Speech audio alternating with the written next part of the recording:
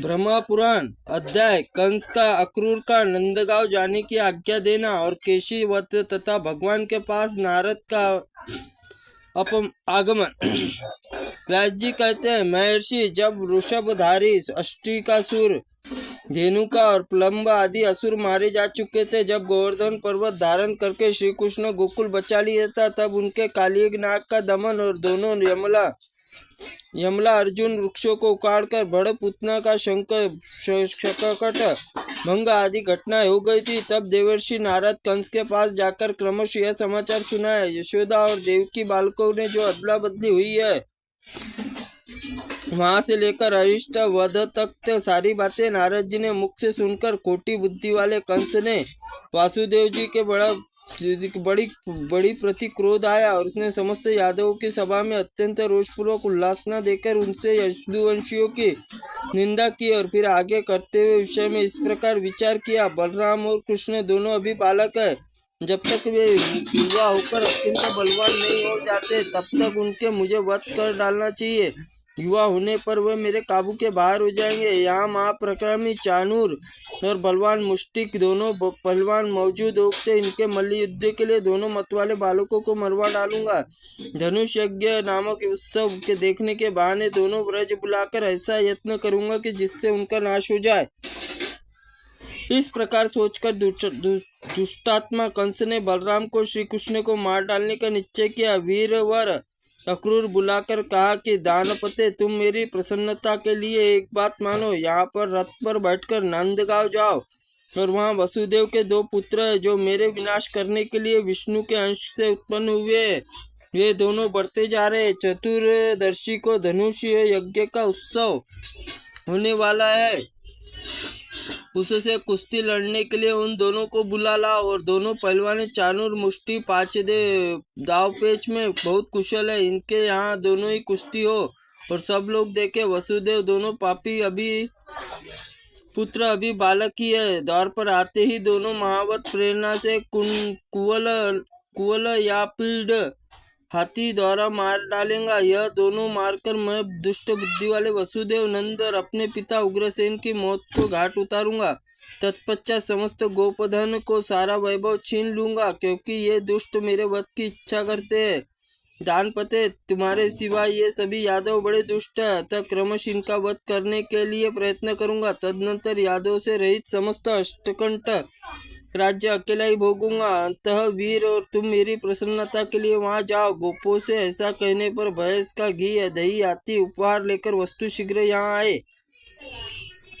अक्रूर जी के बड़े भक्त वस्त थे। इन्होंने कंस के इस प्रकार आदेश देने पर बड़ी प्रसन्नता हुई और बहाने कल भगवान श्री कृष्ण के दर्शन करूंगा, इस विचार से उन्हें उतावला बना दिया। राजा कंस के बहुत अच्छा कहकर अक्रूर जी शीघ्र ही रथ पर सवार होकर मथुरापुरी निकलकर नंदगांव की ओर चले। इधर कंस का दूत महाबली केशी कंस के आदेश कर उद्यान आया और कृष्णचंद्र वध करने के लिए यात्रा के उद्देश्य था।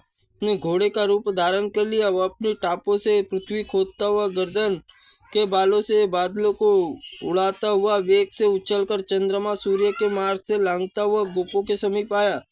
उसने ही संगने शब्द समस्त गोपों के ऊपर ने भयभीत होकर भगवान गोविंद के शरण में गई और उसने त्राही त्राही पुकार कर भगवान सुनकर श्री कृष्ण जल पूर्ण मेघ गर्जना के साथ गंभीर वाणी से इस प्रकार बोले, गोपालगण, इस केशी को डरने की जरूरत नहीं। आप लोग गोप जाति के इस तरह भय से व्याकुल होकर अपने विचोरित पराक्रम को लोप क्यों कर रहे हो?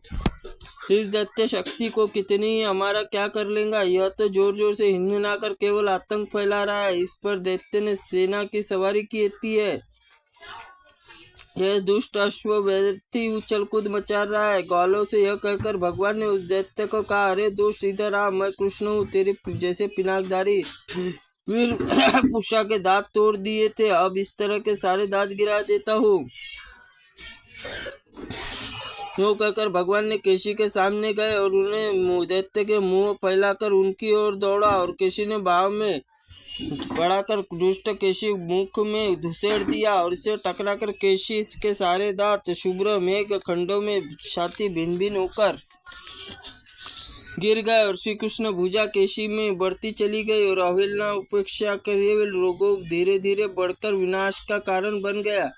वैसे ही वह भुजा उस दैत्य के मृत्यु का साधन बन गई। उनके जबड़े फट गए और नाक से फेन से रक्त फेंकने लगा। नस और नाड़ियां बंधन टूट जाने पर दोनों जबड़े विलग हो गए। लीद और पेशाब करता हुआ धरती पर पैर पटकने लगा और सारा शरीर पसीने से तर हो गया और भय से थककर प्राणों के हाथ धो बैठा। सारी हलचल समाप्त हो गई। जैसे बिजली गिरने पर किसी वृक्ष के दो टुकड़े हो जाते, उसी प्रकार श्री कृष्ण भुजा से महाभयंकर असुर दो टुकड़े होकर गिर पड़े। केशी को मारने से श्री कृष्ण के शरीर में कोई थकावट नहीं आई। स्वस्थ रूप से हंसते हुए वह खड़े हुए दैत्य को मारे जाने पर गोपियों को बड़ी प्रसन्नता हुई। वे कृष्ण सब ओर से घेरकर आश्चर्यचकित होकर स्तुति करने लगे। श्री देवर्षि नारद बड़ी उतावली के साथ वहां आए और बादलों में स्थित हो गए और केशी के मारा हुआ देख हर्ष से फूले नहीं समाते। नारद जी बोले, जगन्नाथ आपका धन्यवाद। मैं अच्युत आपके खेल खेल में इस केशी को मार डाला, देवता को बड़ा क्लेश कर दिया। मधुसूदन, इस अवतार में जो महान कर्म है जो से चित्त को बढ़ाता है, आश्चर्य संतोष है। अश्वरूप दैत्य गर्दन के बालों को हिलाते हुए हिनहिनाते हुए आकाश की ओर देखता। उस समय देवराज इंद्र और संपूर्ण देवता भी थर्राते उठते हैं। जनार्दन, अपनी दुष्टात्मा केशी का वध किया, इसलिए अब लोकों में केवल केशव नाम से विख्यात होंगे। आपका कल्याण हो। अब मैं जाऊंगा। परसों कंस ने आपके यहाँ युद्ध होगा और उसमें सम्मिलित होऊंगा। धरणीधर उग्रसेन कुमार जब भी अनुचरों को मारा जाएगा, तब उस समय पृथ्वी का भार आप बहुत उतार देंगे। अनेक युद्ध देखने मिलेंगे। गोविंद, अपने देवताओं को बहुत बड़ा कार्य सिद्ध किया, उसमें आदर कल्याण। अब मैं जाता हूँ। यह कहकर नारद जी चले गए। अत्यंत सौम्य भाव से गोलोक और गोकुलों के साथ आए थे।